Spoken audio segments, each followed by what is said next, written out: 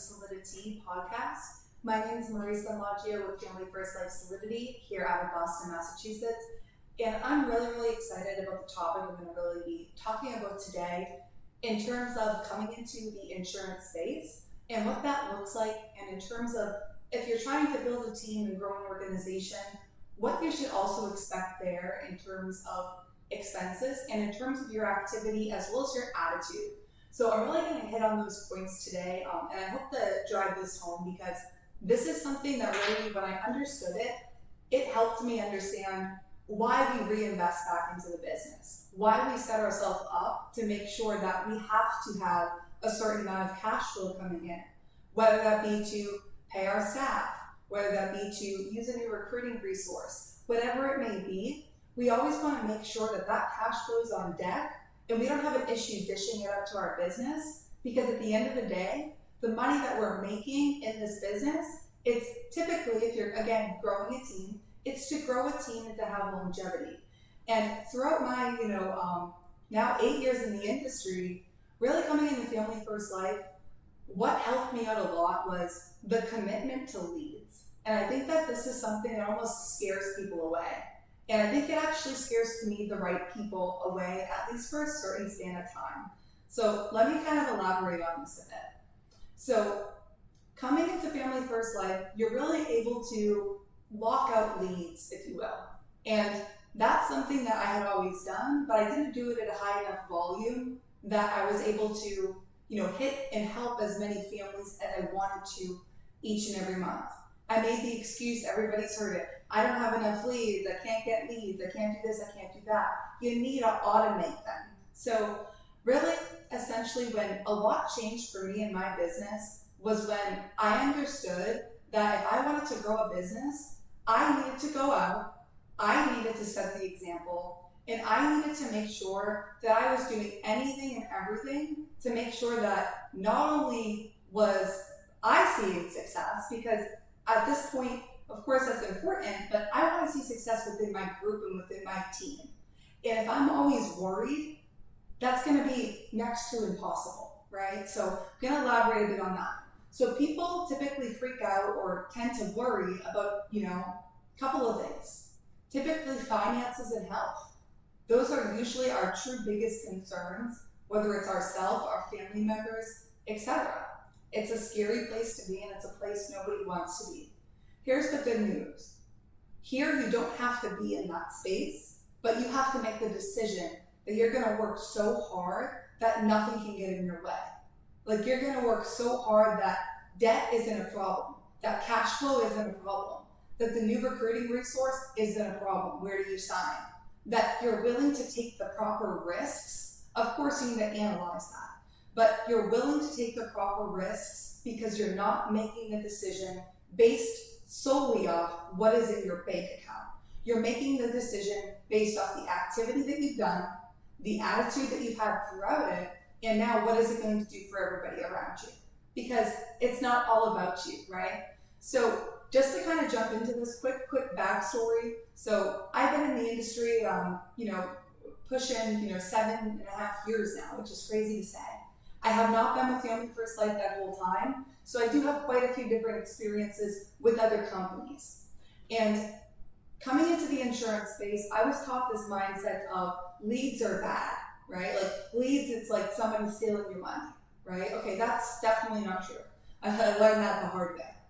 However, coming into Family First Life, I think that I know that when Paul McLean was having intentional conversations with myself about production goals, knowing that I wanted to grow a business and knowing what my goals were, he set a clear expectation, but he also threw some curveballs in there that I didn't really see at the time, but I'm very thankful that he did. So my point in saying this is, what happened was I was writing, or helping rather between, 15, 20, 30, maybe 35, 40 families a month. But I wasn't working at my full potential, and I was very well aware of that. So it started to bother me because I'm saying, I want to build a business, but I can't even depend on myself, right? If I can't depend on me, how can I depend on anybody else? And also, on top of that, how can I help anybody else, right? So what Paul did through conversation was helping me intentionally make decisions about leads. And whether he was aware of it or not, which, Paul is probably conscious of, like, hey, what I'm saying right now, she's either going to take it and run with it, or she's going to take it and she's just going to not do anything. So Paul had called me, and this is, years ago, or two, I shouldn't say years, it was about 2 years ago. And he said, this new lead type had come out, and, he was recommending that I go ahead and signed up for it. At that point in time, again, I wasn't really pushing to my full potential. But I knew at this point that I had to change something.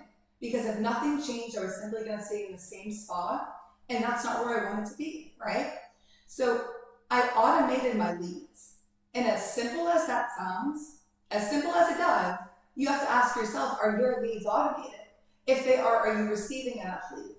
If you're not receiving enough leads, what do you need to do to automate those?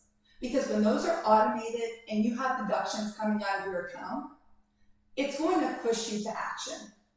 So if you need to be pushed to action, be pushed to action. Take self-accountability in this space of saying, I'm going to go ahead and make sure my lead order is reoccurring. I'm going to go ahead and make sure that there's one less thing each and every week I have to think about, right? So this could go one of two ways. It could go, I don't work, and I just, I play like, oh, I'm going to work so hard and I don't do anything. Or it could go, I'm going to work even harder because A, I know I can, why can't I? And B, because I have all these leads on, and I know I can go out there and multiply the amount that I have paid for the leads. And I would be doing a disservice to these families that requested help if I didn't reach out. So it's like the one change that changed everything. For me, it was lead flow. It started giving me this structure and a more business acclimated mindset of reinvesting back into the business and not having slightest issue with it at all. And now here's where the rubber meets the road. So this happens. Thankfully, I work hard and I love to work. I love helping families. And with that, I was helping 50 plus families each and every month. And I'm proud of that because I know that the work I put out there is serving other people. But on top of that, from a business stance, most of us do not come into the insurance industry or the insurance space, and we're not rich. If you are, this may not be as applicable to you. However, what Paul did, intentionally or unintentionally, is he pushed me to action. He pushed me to say, hey, you're going to do this, and you're going to help your team, and you're going to set the right example, or you're not, and that's fine too, right? And it wasn't even that type of conversation. It was, hey, there's these leads, here we go. But that was what started changing everything because I started thinking like a business owner, right? I started taking my expenses more seriously. I started understanding the money that I had coming in, it's an advance. The money I had going out, it may be a risk, but it's okay because you help enough families each and every month that it's not going to hurt you financially. It's not going to put your back against the wall and make you feel like, you can't do this, or how could you help other people, or you can't even help yourself. All this negative self-talk, it went away because that situation was no longer there. So essentially, this helped me grow in terms of in a person and from a business standpoint as well of understanding. But it also helped me grow and understand that if you're out there and you're saying, I want to build a team and I just want to get started, I just want to build a team, that's great. And you should absolutely do it, build a team. But also understand that there's some expectations that are going to help you and help you help your team a little bit better. To me, one of those big things was helping those 50 or more families each and every month.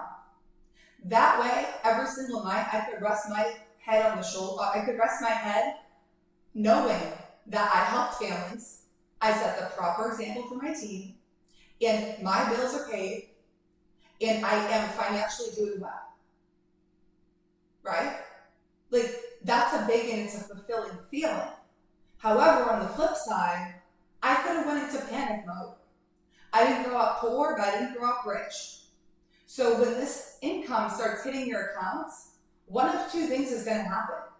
You're going to go blow it and probably put yourself out of business, Or you're going to say, where can I invest these new funds that I had from helping more families that I was helping before, right? It's the same thing. If a lead type gets shut off, you don't just stop doing the leads, right? You change the lead type. It's always going to go back to, what are you doing, right? Like, what are you doing to set the right example for your team? A. B, what are you doing to make sure that you can free yourself in terms of knowing that you don't need to be financially strapped while trying to run a team, help new agents, you name it. You can make decisions based off of logics of business and not make decisions based off what's in your bank account. Because making decisions based off what's in your bank account isn't going to help you grow a business. And trust me, I had seen that side of it as well. So really, I'm on here today with the message of, don't be afraid, and you can. I know we hear this all the time, but it's about, why are you doing this? That's what it always has to come back to. Why are you doing this? And from the why, how are you going to do it? It's going to fill itself in. If your why is strong enough, it's going to always exceed the how. And you will figure out how to do it because the why is so much stronger. So really, going through kind of the motions of getting started, getting rolling, and growing a team, if I were only helping 10 or 15 or even 20 families a month, that might have looked a lot different for me. Because when I started writing at a higher volume, I didn't go out and start buying, Louis Vuitton and, designer clothing and, buy a new car and go on 18 vacations. That's not what I did, because that's the business's money. So instead I said, okay, how can we go ahead and reinvest this back into the business, right? Because at the end of the day, if we're reinvesting, there's going to be risk, absolutely, but there's also going to be reward. You have to pick what side of the coin you want to be on. In the beginning, I was scared, whether I wanted to admit it or not. I was working part-time, full-time sometimes, right? That doesn't work. The past 2.5 years, I've been all in. I've been working at this thing 90 hours a week, and I love it because it serves me and it fills my cup. However, going back to that scarcity mindset of, if I'm helping 10, 15, 20 families a month, it's going to be a lot harder for me to make these decisions in terms of resources, in terms of staff, in terms of office, in terms of my lifestyle, in terms of what I'm going to think, feel, and see throughout the day. So if you know that your finances are going to dictate your behavior, then get them up. Go in the field and set the right example for your team. Get on telesales. Get on virtual sales. Show the right example, and with that, you'll never lose. I didn't see it at the time when I first started building, but in hindsight, I always thank Paul for telling me to just go on one more reoccurring lead order program. Because that little simple change I didn't see at the time, it opened up so many different doors for me to say, okay, well, I don't have to think about if I can or can't invest in staff. I don't have to think about whether I can or can't invest in this recruiting resource. Or I don't have to think about whether I can or can't help this brand new agent get started with some leads. I don't have to think about if I can or can't feed myself and my family. I don't have to think about if I can or can't pay my bills. These are true stressors that you can take off the table, but you have to be aware of them. Go out there each and every month, and if you're helping 35 or more families, you should be able to grow this thing and navigate that money correctly. I've done it incorrectly in the past, and do I regret it? No, because I'm able to be on here sharing, hey, don't go out there and just spend it on things that you don't need. Don't live above your means. Till this day, I'm going to live like I'm broke because I need to grind like I'm broke.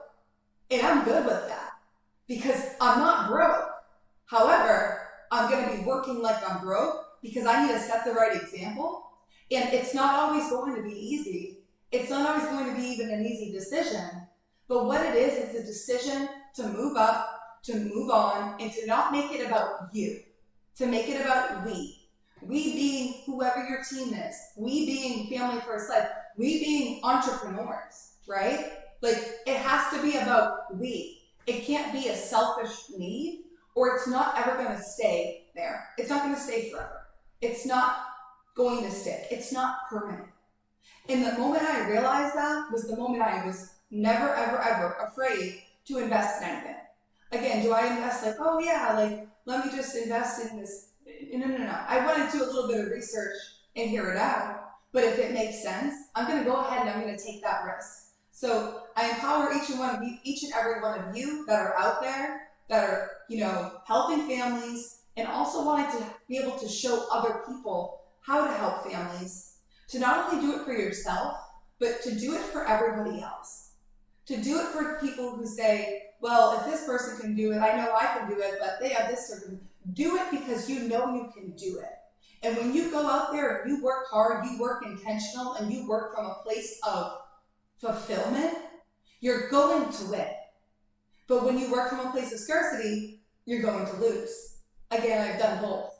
So go out there, get out there, help 35 or more families each and every month. You're not going to have to worry about your cash flow. If you do, you should definitely, look at your personal bills or reevaluate.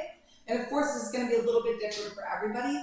However, if you're coming in and you're just wanting to start building a team, the best thing you can do is lead by example and make sure that you are helping that amount of families no matter what. It has to be, how many people do I need to sit with to get to this goal? So I hope that this was helpful for you guys today. Thank you for tuning in. Like, comment, subscribe, share, and we'll see you on the next episode. Take care, guys. Bye-bye.